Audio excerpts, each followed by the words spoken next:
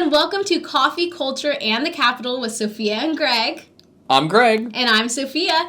And we have a lot to talk to you about today. Today we're going to be focusing in on Greg testified for a Senate resolution that has to deal with abortion, so we'll hear more about that.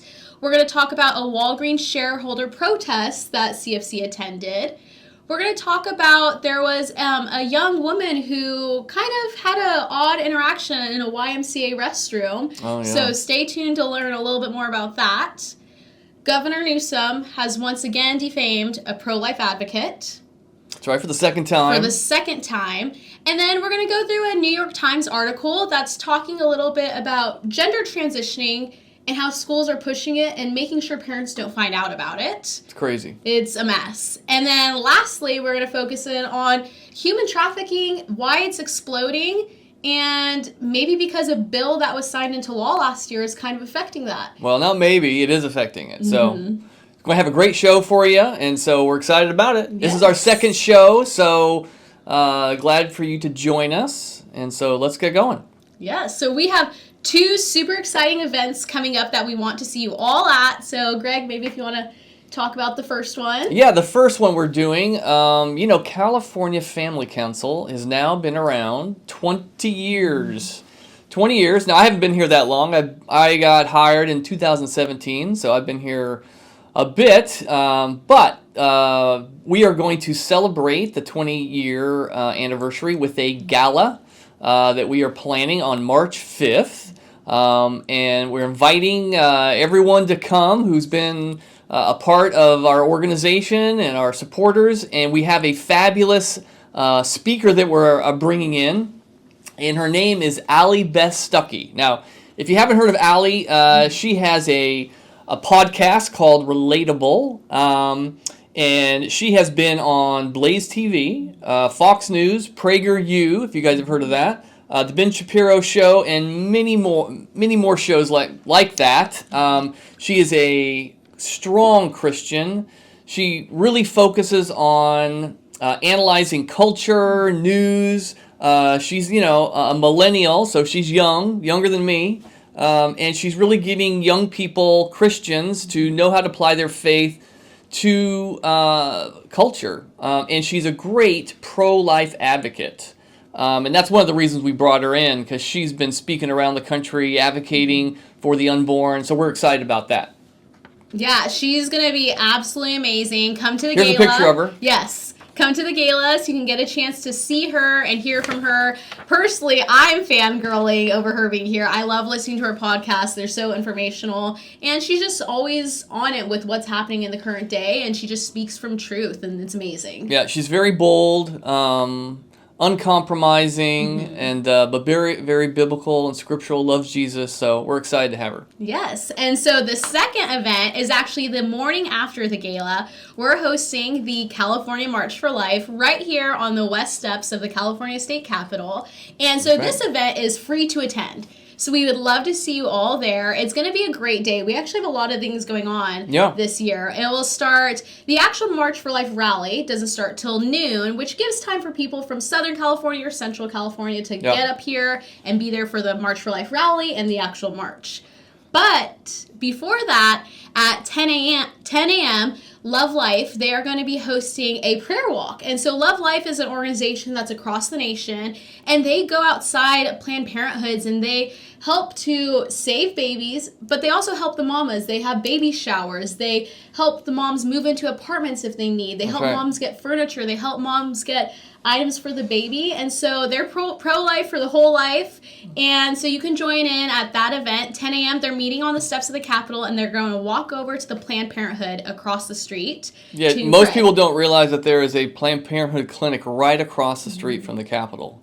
And so praying outside of there, asking God to intervene is part of what Love Life does, and they're going to show how they do that on a regular basis around the state, so we're excited about that. Yeah, it's an amazing opportunity. And right after that, at 11 a.m., Concerned Women for America is hosting a prayer and praise rally on the steps of the Capitol. So that's just a way to kind of set the tone for the day that this march, it's a peaceful march, and we're getting our point across, but it's in prayer and it's in worship. And so we're going to do an hour of having some worship music playing, hearing prayers from women from Concerned Women for America, as well as a couple pastors. So that's going to be a great event. And then the March for Life rally starts at noon. So we have a great lineup of speakers. Allie Stuckey is actually going to be speaking there as well. So that's great. Yeah, so she's only going to be speaking about for 5 minutes at the march. So that's why you want to make sure you can come listen to her for a long time at the gala. But she's going to be at the march. We're going to be announcing our other speakers pretty soon. And then at 1 p.m., we'll officially start marching around the Capitol building. And where are the legislators at around that time, Greg? Well, the legislators, that morning, they will be going into the Capitol from the office building that is called the Swing Space, which is like 1 block away. And a lot of them will be walking from that Swing Space office into the Capitol. So hopefully they'll see us. I'm sure they will. Know that pro-lifers are still plentiful in California, and we're not giving up defending the unborn and the value of their lives. Perfect. So. Yeah, and it's going to be amazing, and we really need people to show up to this event because, as Greg said, legislators are going to be walking around all day, and when they see thousands of pro-lifers show up here at the Capitol, it's going to affect them. They're going to realize that, like Greg said, pro-lifers do still exist here in California. Absolutely. There's thousands of us. We just got to speak up, right? No more silence, no more being quiet. Peaceful protest, passionate speakers, and, standing up for the unborn means you got to speak. Silence is not, silence in itself sends a message and it's the wrong one. So we got to stop that. Yeah, so we hope to see you guys all at those 2 events, March 5th and March 6th. Right. Go on our website to get more information. But now why don't we kind of go into what's been going on? Yeah, so the California legislature is in full swing. A lot of bills are being introduced. One of the deadlines is coming up on February 17th, where thousands of bills have a deadline at least to be introduced with numbers. And so one of the things they do every year here in California is they used to have a particular resolution that they...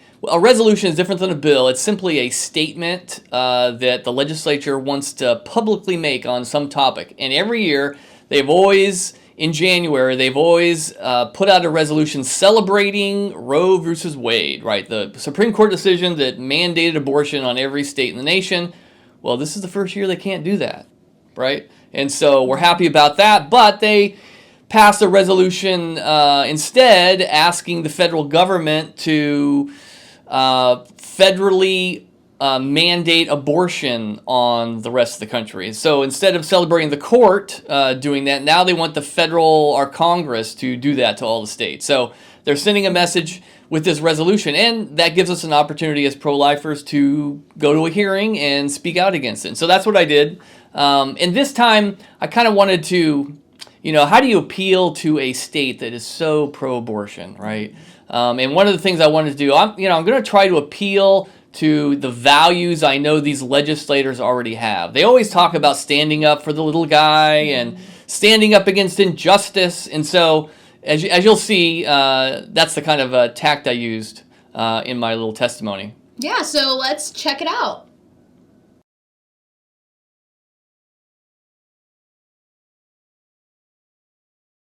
Ms. Arnall.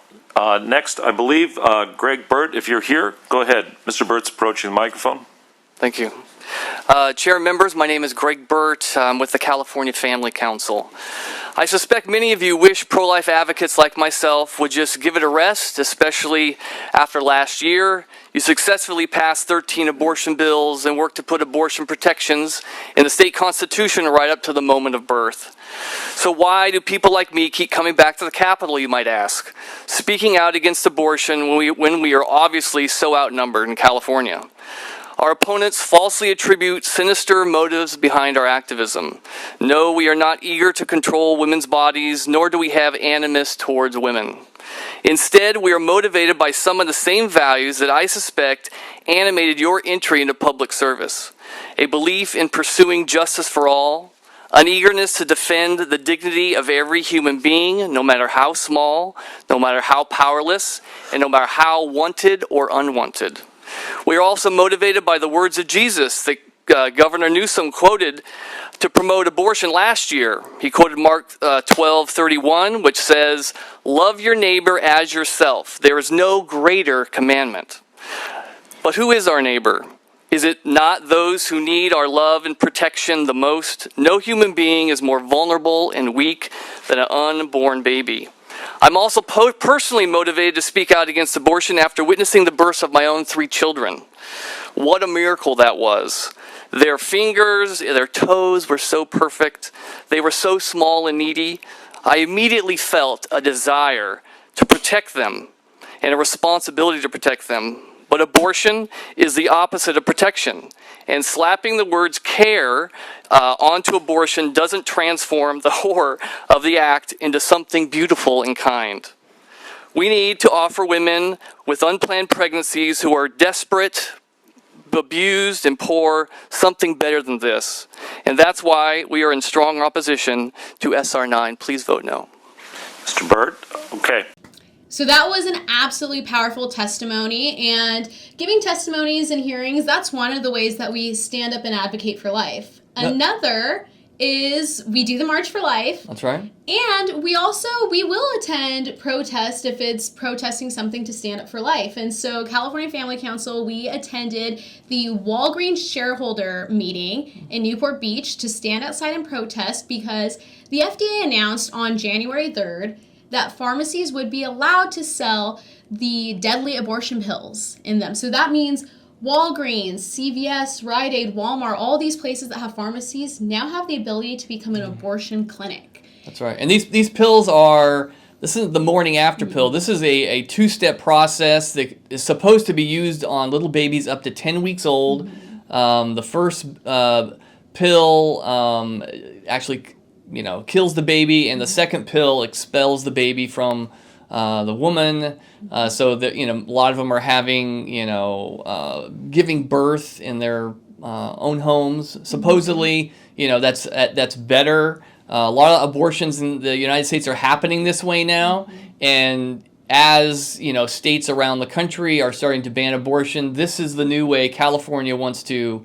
And the federal government wants to promote abortion. So yeah, it's absolutely awful. And the day after FDA announced this, on January 4th, Walgreens was the first pharmacy to publicly announce that they're going to be happy to start doing this because they're putting profits over people.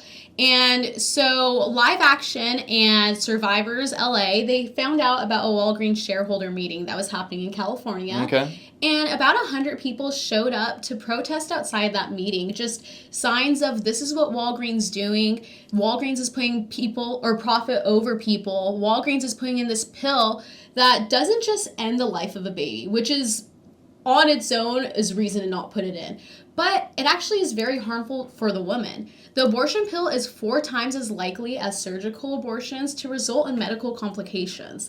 So there's a lot of issues going on with this. So we were at that event. It was a powerful event. There were some people that actually had the ability to go down outside the shareholders meeting where the shareholders were actually able to hear them, letting them know what was going on. And the shareholders meeting actually had to come to an end.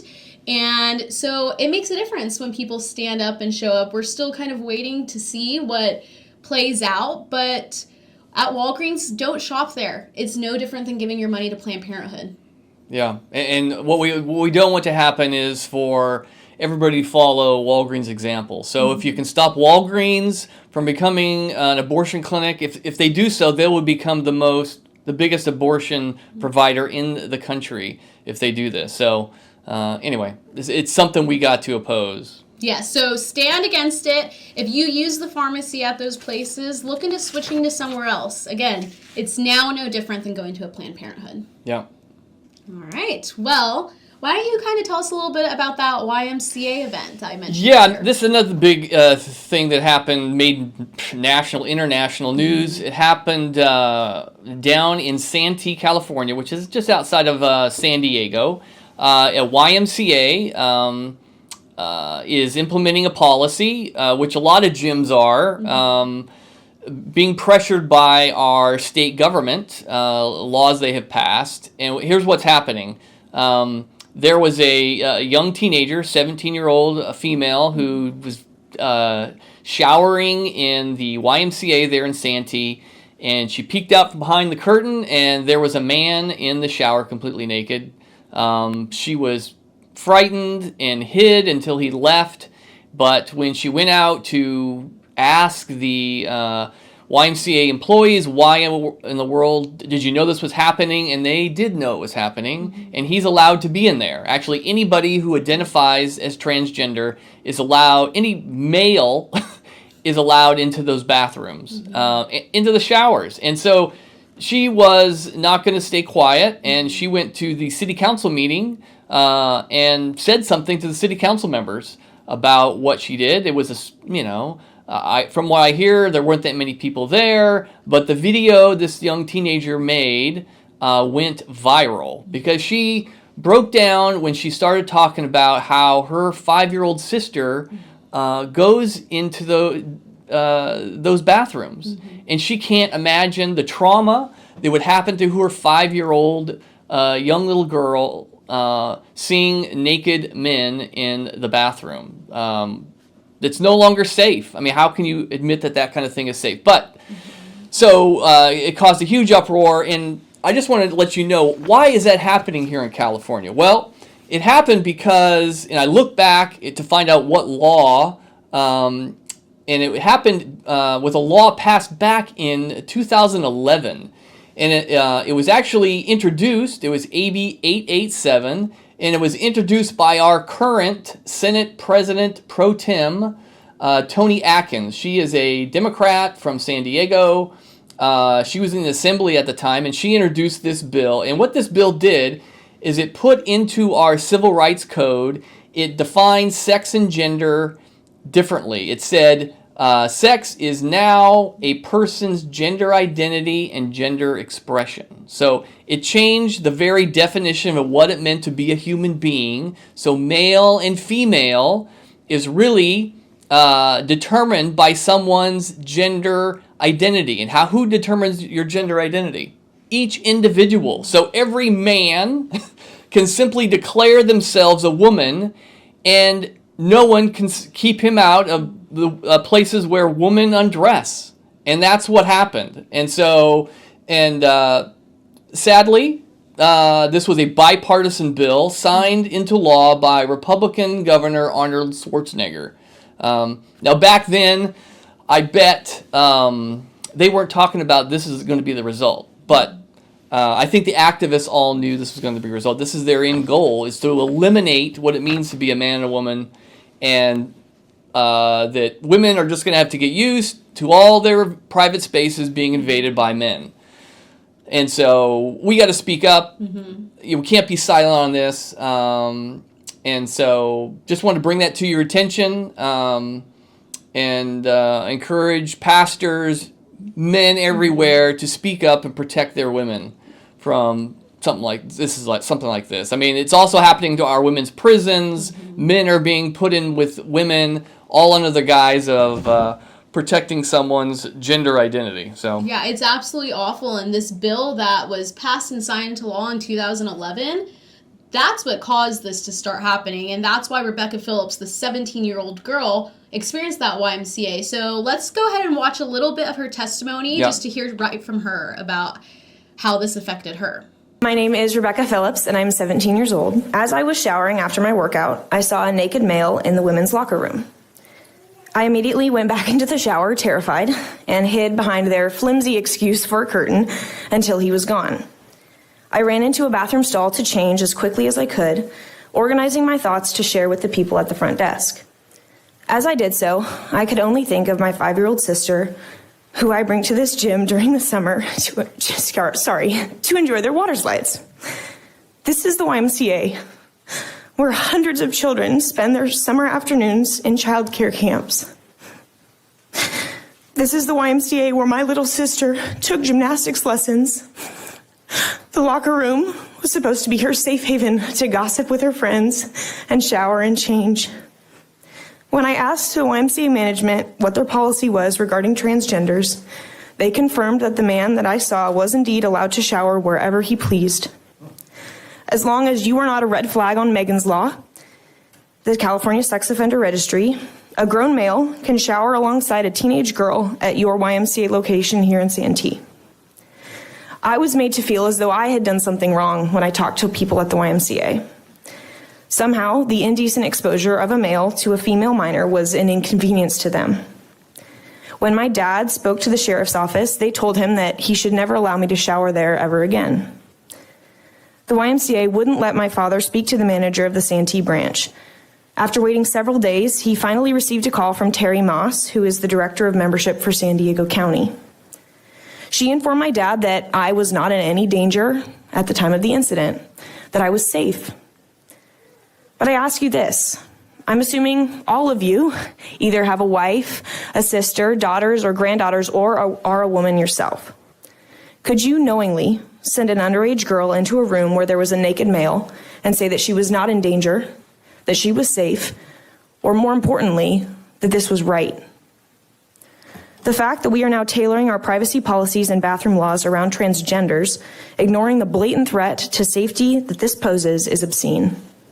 The safety of children, girls, is on the chopping block. So it was hard to watch her testimony and to see her break down like that and to see what effect this had on her. And because of these bills that our California legislators have put into law and are continuing to introduce, they're putting a political agenda over the safety of women.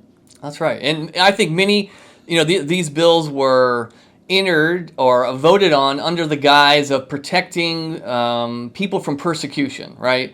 And you think no one should be protected, no one should be persecuted. But the full effects of what this bill meant, meaning letting everybody define what sex is one of the most profound changes to culture I think we have ever seen. It's more profound than even changing the definition of marriage, because you are changing what a human being is, right?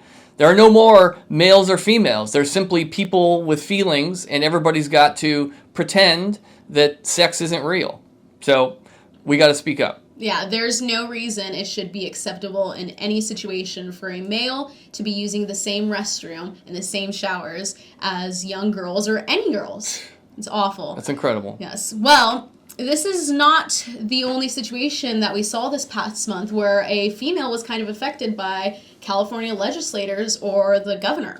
That's right. What happened? So we watched Governor Newsom defame a pro-life woman for the second time. That's right. And it's the same lady that it's happened to. It's actually my friend Macy Petty. And she's not even from California. She doesn't go to school in California, but she keeps getting affected by this because she was outside the Supreme Court when Roe v. Wade was overturned, when she got to hear the Dobbs decision. That's right. And for her, just talking to her about it, it was an amazing day. That's right. She broke down into tears, crying, tears full of joy, because she's been in the pro-life movement most of her life. Her mom was in the pro-life movement, her grandma. So she just said she was experiencing so many emotions of joy of, this is what my grandmother fought for, this is what my mom fought for, and this is what I'm going to continue to fight for. And that video clip of her crying is being absolutely misused, and it's awful. And we watched this back in last September, October, when Proposition 1 was trying to get passed in California. Yeah, if you remember, that was the proposition was going to make abortion a constitutional right here in California. That thing did pass, sadly. Yeah. But, they were using her video to do what? They were using her video to promote Proposition 1. So it was actually a video that was made by the Yes on Prop 1 campaign, posted by Hillary Clinton, and then reshared by Gavin Newsom. And it showed her crying, and they were basically saying she was so distraught. That's right. And distraught. And she said, no, I'm so excited, I'm so happy, I'm so joyful. That's right. And so we kind of made some remarks on it. We called out the Yes on Prop 1 campaign. She called them out. And then it kind of started catching news across the nation. Yep. And the Yes on Prop 1, they didn't take down their original video. And they never made a comment. But they reposted the same video and just switched the clip of her to another woman crying. So they heard us. They never apologized, but they heard us. Yeah. But she got used again by Governor Gavin Newsom once again. And so he posted out a video on Twitter recently, and it was the same thing, stating that women's rights are being ripped away, which no one has the right to murder a child. And she was crying, and it was the same day of her outside the Supreme Court. It was from a different angle, but it was using her to saying she was panicked. And again, we've already talked with her. She's not panicked at all. She's actually, again, super joyful about the overturning. So California Family Council has called out Gavin Newsom, asking for him to remove the video and to make a public apology and to never use her video again. She has as well. There's been no response yet, but it's time we put to an end Governor Newsom defaming these pro-life women. That's right. Can you imagine yourself if you were trying to, you had a reaction to something, and then the head of the government posted a video twisting your emotional reaction to something and made it say the exact opposite. I mean, it's like slander. I mean, it is slander. And you're using that image to invoke sympathy for your own cause, when that person is actually excited about, the thing you're against. It's unbelievable. It's unbelievable that Gavin Newsom hasn't taken down the video and apologized. Mm-hmm. Yeah, so let's go ahead and watch the little clip of the video she's in and hear from Macy Petty herself about what she has to say about this. The Supreme Court has wrapped up a term that rewrote the law on abortion, guns, and today on climate change. I would say panic is the primary reaction. That was me you just saw in Gavin Newsom's latest political ad.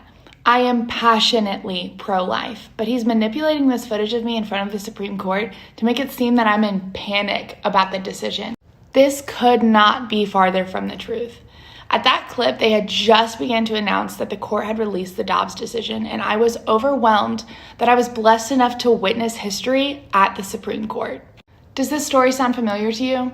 That's because last fall, Gavin Newsom shared a video of a pro-life girl for the Yes on Prop 1 campaign. Not only did he use a pro-life girl again, but he used the same pro-life girl. Gavin Newsom has now shared 2 clips of me in front of the Supreme Court and manipulated my joy to promote abortion.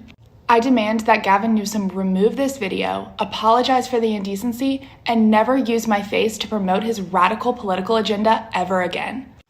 While Gavin Newsom, who claims to fight for women, is silencing my opinion, I'm thankful for organizations like California Family and their relentless effort to make sure that my voice is heard. So it's encouraging to hear, even though she's being misused, how strongly Macy Petty is going to continue to stand for life and make sure that her image isn't misused. That's right. So now we have our New York Times article that we mentioned in the beginning that Greg's going to share a little bit about. Now, the reason I'm mentioning it, New York Times, which is typically not particularly friendly to our causes, is because when the New York Times starts opposing something, that's generally covered by conservative Christians, it's finally hitting the mainstream. And so there was this article published just recently. It's titled, "When Students Change Gender Identity and the Parents Don't Know," right? And so this is something that's common in California. California Department of Ed encourages schools to keep secret from parents when their children change their pronouns and their names, and they start using the opposite sex bathrooms and completely change their gender identity. Parents are purposely kept in the dark. Secret files are kept on them, making sure that their name is recorded and their preferred pronoun, and those files are kept separate from their parents, right? And so this article came out, and I just want to read you part of it because it's starting to show that this keeping secrets from parents is really starting to backfire. And so this particular article features a 15-year-old that identified as transgender here in Southern California. And it says, Jessica Bradshaw found out that her 15-year-old identified as transgender at school after she glimpsed a homework assignment with an unfamiliar name scribbled across the top. When she asked about the name, the teenager acknowledged that that at her request, it's a daughter, teachers and administrators at her school in Southern California had for 6 months letting her use the boys' bathroom and calling her by male pronouns, right? And so Mrs. Bradshaw was confused because didn't the school need her permission to do something this radical? And the counselor said, no, we do not have to let you know this because it's the student who decides when to make this public to the parents. So she's upset, right? And get this. This is not a conservative Christian parent. This is a parent who actually decided to accept their daughter's new male identity. But here's what the parent said. He says, the Bradshaws accepted their teenager's new identity, but not without trepidation, especially after she asked for hormones and surgery to remove her breasts. Doctors had previously diagnosed her as being on the autism spectrum, as well as with attention deficit disorder, hyperactivity disorder, PTSD, and anxiety. She had also struggled with loneliness during the pandemic, and to his parents, seemed not to know exactly.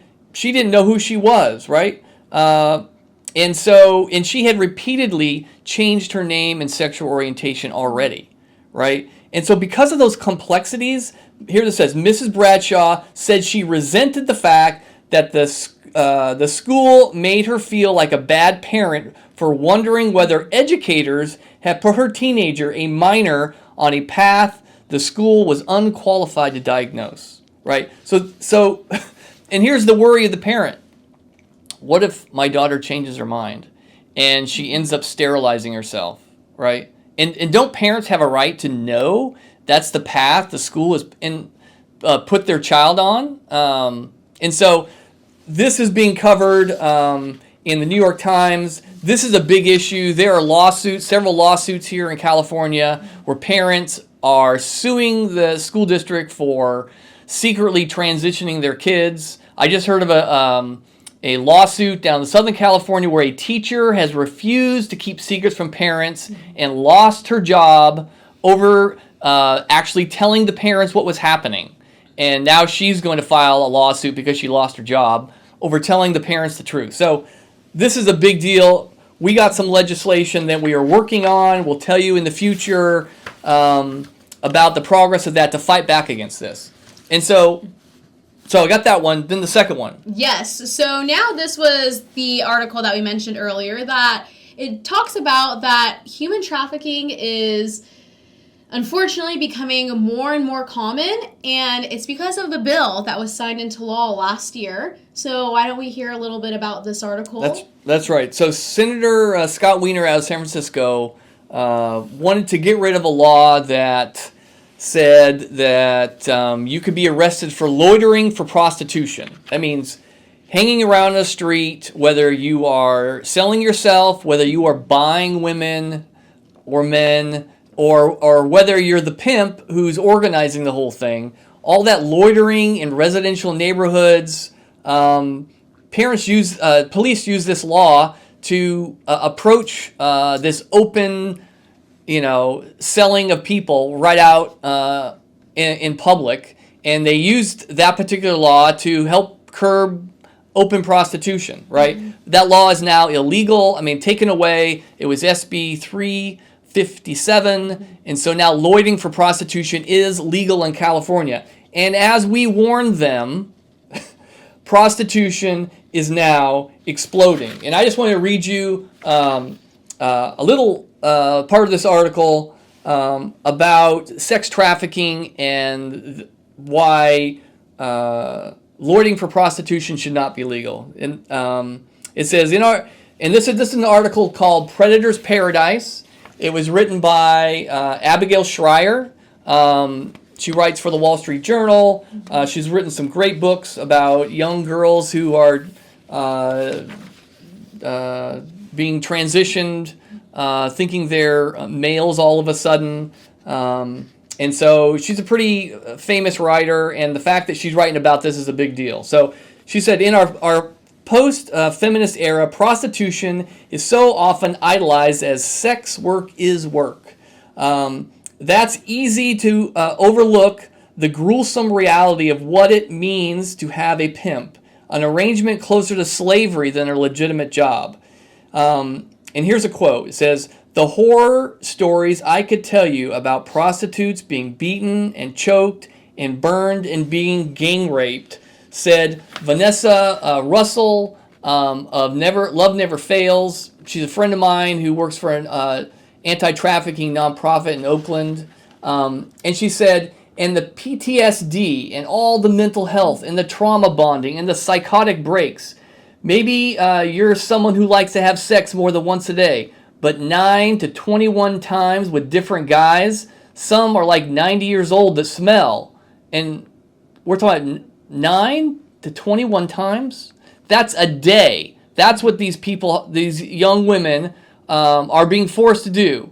Can you imagine, right? And what's happened is that human trafficking is increasing, right? And so the author went down to Figueroa Street, which is one of the worst places in LA where human trafficking has happened. And here's what's happening. Powell, formerly a sergeant in the Los Angeles Police Department's Vice Division, knows the city streets intimately. Over the last 6 months, the number of prostitutes has doubled. She says, on Figueroa, between 68th and 75th, in an hour, you might see 30 girls out there. But now you see 60 to 75 girls an hour. So what shifted? The answer is anti-trafficking advocates told me is Senate Bill 357, signed into law by Governor Newsom in July. The measure decriminalized loitering with intent to engage in prostitution. The bill did not officially take place until January of this year, but the moment it became law back in July, these women say, on the ground, the reality changed. And here's a quote. "The minute the governor signed it, you started seeing upticks on the street," said Powell. "On social media, here's what pimps were saying. You better get out there and work because the streets are ours." So the pimps were right. Police stopped making arrests for crimes that would no longer be charged. The anti-loitering statute had provided the grounds for officers to question women and children who they suspected might be trapped in a prostitution ring. As a police officer, you need probable cause to stop and investigate. So now that can't happen, and prostitution is exploding. And so I know this year that there are several bills to increase penalties on trafficking because it's not considered a serious or violent felony here in California. SB 14, you'll find information on our website. We got a petition that's going, and so help us fight back against human trafficking. And we also have some other ideas we're looking for to fight the loitering as well. So we're going to start to see as the bills continue to get introduced, they can be introduced up until February 17th. And we will be putting out a bunch of different ways you can call your legislators and you can sign petitions on bills like SB 14 because we're going to support making human trafficking a serious and violent crime. That's right. And we're going to put out information about bills that focus on abortion, bills that focus on the whole gender issue happening in schools. So stay tuned with us. Follow along on all of our social media. Sign up for our newsletter. That way you can get information on what bills we're supporting, what bills we're opposing, and how to contact your legislators easily, because we will provide that to you. That's right. So appreciate your watching if you made it this far. But we hope to be back every week giving you updates. And God bless for all your prayers and support. Yes, and see you all at the Gala and the March for Life in March.